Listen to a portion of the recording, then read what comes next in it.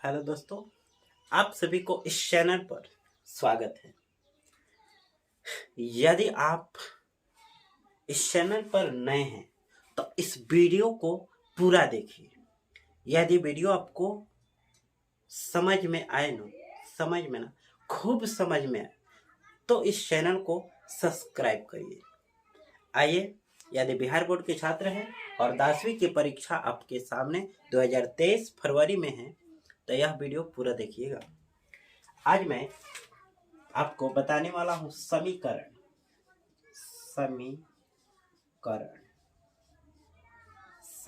समझता है लोग, इंग्लिश में इक्वेशन कहते हैं। इक्वेशन, ठीक है। इंग्लिश में इक्वेशन कहते हैं, हिंदी में समीकरण कहते हैं। अब कहते हैं किसे हैं, उससे पहले इसके नाम पर ही चर्चा हो जाए। समीकरण को आप ऐसे लिखते हो शॉर्ट फॉर्म यानी संक्षेप में, और इक्वेशन को ऐसे लिखते हो ई क्यू लिख के मुड़िया पर एन आई से, ठीक है।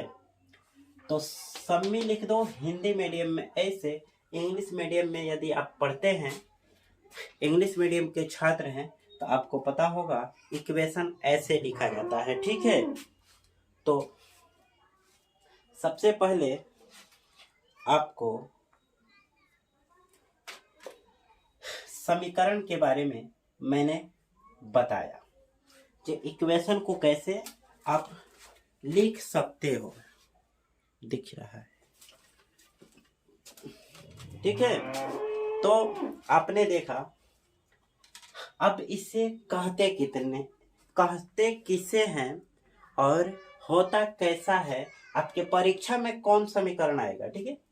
तो आप इसका डिफिनेशन ऐसे देख सकते हो, चर और अचर से मिलकर बने व्यंजक को समीकरण कहते हैं, लेकिन उसमें बराबर का चिन्ह हो।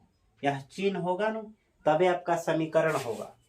चर और अचर से मिलकर बना व्यंजक बहुपद कहलाता है, लेकिन चर और अचर से मिलकर बने व्यंजक जिसमें बराबर का चिन्ह हो वह समीकरण कहलाता है। जैसे ax plus by plus c, अगर इतना कहें तो बच्चा लोग ये आपका बहुपद होगा, लेकिन यही बराबर 0 कर दे तो आपका समीकरण हो जाएगा।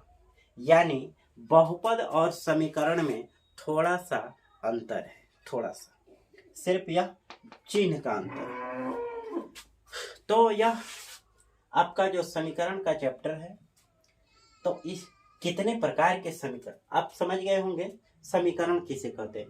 चर और अचर से मिलकर बने व्यंजक जिसमें बराबर का चिन्ह हो, समीकरण कहलाता है, ठीक है। अब सुनिए इसके टाइप के बारे में। टाइप कितने टाइप के होते हैं? तो बच्चा लोग सेम टू सेम वही जो बहुपद है वही समीकरण, लेकिन इसमें जो प्रमुख टाइप है, इम्पोर्टेंट टाइप, वो आपका पहला है रैखिक समीकरण।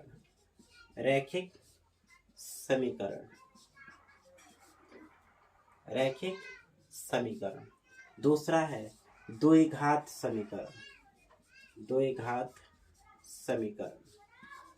और तीसरा है त्रिघात समीकरण। यानी जो बहुपद है वही आपका समीकरण। इसमें दो बड़ी इम्पोर्टेंट है आपके चैप्टर में, क्योंकि यह इसके बारे में हम लोग 3 पॉइंट में पढ़ चुके, 3.6 तक इसके बारे में, यानी रैखिक समीकरण के बारे में हम लोग वहां पढ़ चुके हैं। आज हमें पढ़ना है 4 पॉइंट के बारे में, और ये है आपका द्विघात समीकरण। द्विघात समीकरण किसे कहते हैं? तो जिस समीकरण का घात 2 हो, यानी अधिकतम पावर देखा जाता है, तो आपका 2 हो उसे द्विघात समीकरण कहते हैं। जैसे इसका मानक रूप जो होता है, standard formula ax² plus bx plus c = zero होता है। यही इसका मानक फॉर्मूला है। यही आप इसे नोट करेंगे ऑब्जेक्टिव के लिए। इसका पावर कितना है? इसका x का पावर यहाँ पर देखेंगे घात 2 है, एक x का घात 1 है, तो अधिकतम घात कितना है? तो 2, इसलिए यह द्विघात है। क्योंकि यहाँ पर 2 है, यहाँ पर 1 है, तो कौन घात है? द्विघात है। अब कभी कभी परीक्षा में क्वेश्चन पूछता है x minus x square x cube बराबर 0। कौन समीकरण है बच्चा लोग? द्विघात है, रैखिक है कि त्रिघात है?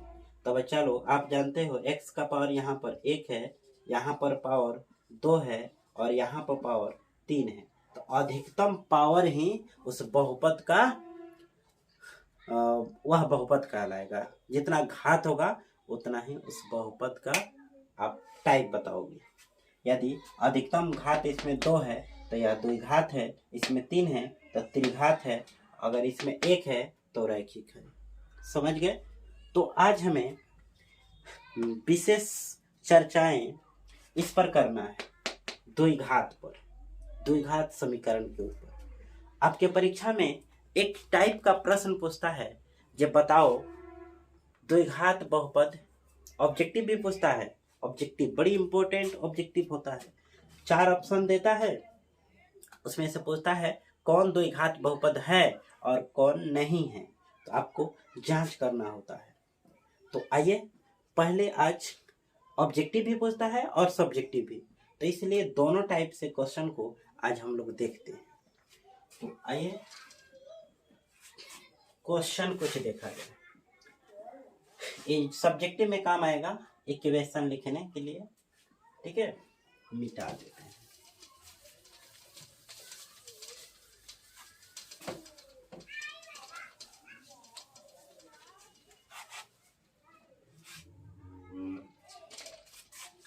यदि आप लोग अभी तक क्रैश कोर्स का 8 वीडियो 1 2 3 4 5 6 8 तक नहीं देखे हैं तो उस वीडियो को देखिए, क्योंकि यह आपके क्रैश कोर्स 2023 का 9वां वीडियो होगा। ठीक है, आप इसे याद रखेंगे कि आप क्रैश कोर्स का 9वां वीडियो देख रहे हैं और 9वां वीडियो में हम लोग पढ़ेंगे द्विघात बहुपद। जांच कीजिए कि द्विघात बहुपद है या नहीं है। ठीक है, तो एक प्रश्न आपको, ये जो क्वेश्चन होगा आपका क्रैश कोर्स का 11वां प्रश्न होगा। प्रश्न आपका 11 होगा। क्वेश्चन कहेगा जांच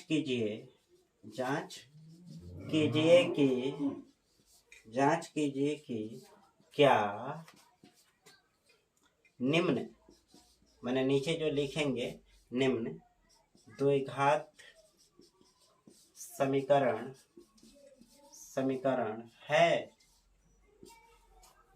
ऑप्शन ए में रहेगा आपका x-2 का whole square plus 1 equal to 2x minus 3। देखिए, आपको सब्जेक्टिव यदि पूछता है तो इसको देगा, जांच करके दिखाना होगा। तो आप कैसे दिखाओगे? तो द्विघात समीकरण का मानक रूप होता है x square plus b x plus c equal to 0। इस रूप में लाना होगा। ठीक है, इस रूप में लाकर और आप कह सकते हैं ये द्विघात है। अगर इस रूप में नहीं आएगा तो द्विघात नहीं है। ये तो रहा आपका सब्जेक्टिव भी थी। ऑब्जेक्टिव में सिर्फ पावर देख लेना है और कह देना है। जैसे इसमें देखो, इधर पावर 2 है, कहीं नहीं है, लेकिन इधर बन जाएगा तो कह देंगे या द्विघात समीकरण है। गारंटी है। कैसे जान गए? क्योंकि इधर पावर 2 होता तो इधर भी होगा तो कट जाएगा और आपका आंसर आ जाएगा। ठीक है, पहले अभी एक बार बनाते हैं, इसको विधिवत बनाकर देखते हैं और उसके बाद आपको होमवर्क कुछ प्रश्न मिलेगा। ठीक है, तो पहला प्रश्न आपके सामने जो दिख रहा है, आइए सॉल्व किया जाए। यहाँ पर है x-2 का होल स्क्वायर, x-2 का होल स्क्वायर। क्या आपको फॉर्मूला आता है? आपको a प्लस b का होल स्क्वायर पता होगा, 2ab प्लस बी स्क्वायर होता है। a माइनस बी का फॉर्मूला आपको पता होना चाहिए, a स्क्वायर minus 2ab plus b square होता है, पता है ना। तो इसको आप याद कर लेंगे, या इस चैनल पर भी इसको बहुत बेहतरीन तरीका से पढ़ाया गया होगा। इस चैनल पर विजिट करिए और देखिए, खोजिए। यहाँ पर अभी आपको बता दें, a माइनस बी का होल स्क्वायर का मतलब, यदि हम एक देहात यानी गांव वाला जो स्टाइल बताएं, उस स्टाइल में सुनो। ये है बच्चों लोग, ये बड़का भाई है और ये छोटका है। बारात उरात जाता है लोग कभी कि नहीं जाता है? तो बाराती यदि जाता होगा तो आपको इस लॉजिक को समझ में आएगा। ये जेठ भाई है, ये छोट है। जब जेठ भाई बर बनेगा तो दोनों, दो माने दो गो सीट, माने दोनों, माने ए और बी दोनों एक ही गाड़ी में जाएगा। लेकिन छोटका जब बनेगा तो बड़का उस गाड़ी में नहीं बैठता है। छोट भाई के बड़ा जला वो गाड़ियों में बड़का बैठता है, नहीं बैठता है। इसलिए इस थ्योरी से बनाइए या फार्मूला लगाइए, बात जैसे भी हो बस बनाना होगा। तो ये है बड़ा भाई, तो ये बड़ा भाई बर बनेगा, ठीक है ना। तो दोनों भाई यानी x और 2 दोनों भाई एक गाड़ी पर। लेकिन जब छोटका बनेगा तो बड़का जाएगा, नहीं जाएगा। जो बच गया उसको लिख दो, 2x माइनस 3 यानी x स्क्वायर और 2 दूना 4x, 2 दूना 4 प्लस 1 और 2x माइनस 3। यदि आपका ऑब्जेक्टिव होता तो आपका आंसर हो गया। कटने वाला है नहीं, पावर 2 है। अधिकतम पावर इस समीकरण का कितना है? 2 है। तो आप कह देंगे अतः यह द्विघात समीकरण है। बस इतना हो लिख दोगे, आपका नंबर पूरा का पूरा मिलेगा। और नहीं तो अगर दिमाग कुछ दौड़ाओगे तो और शॉर्टकट होगा, इस रूप में ला दोगे तो और बेटर होगा। यदि जो कमजोर छात्र है यहीं पर लिख देगा, यहीं पर अतः यह द्विघात समीकरण है। यदि कोई ब्रिलियंट है यानी उसको आगे हल करने की इच्छा है तो देखो कैसे बनेगा। एक्स स्क्वायर माइनस 4x और 4 गो आएगो कितना, 5 गो हो जाएगा, और 2x माइनस 3। अब दोनों को टपा लो एह पर, तो एक्स स्क्वायर 4x 5 आई प्लस 2 इधर आएगा तो माइनस हो जाएगा, और माइनस 3 इधर आएगा तो प्लस। अब इधर क्या बचेगा? कुछ बचे? सब लोग चली आई तो 0 बचे, तो हो जाएगा एक्स स्क्वायर। यहाँ पर देखते हैं -2 और -4 कितना हो जाएगा बच्चा लोग? -2 और -4 -6 होगा, और 5 गो और 3 गो 8 गो होगा बराबर 0। आप देख सकते हो आपके उस रूप में आ गया या नहीं आया? देखो तो उस रूप में आ गया ना। इस रूप में एक्स स्क्वायर एक्स और सी सेम टू सेम आ गया। अब यहाँ पर ये है आपका टॉपर विधि। टॉपर करने के लिए इस तरीका से आप बनाओगे। अतः यह द्विघात समीकरण है।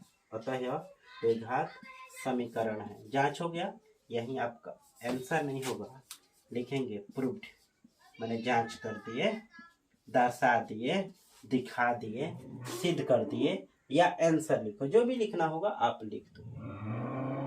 इस प्रकार कोई भी प्रश्न आपको मिल जाए आप उसे आराम से बना सकते हो। Any problem? तो बस आज के लिए इतना ही, फिर मिलते हैं अगले वीडियो में। धन्यवाद, नमस्कार, जय हिंद।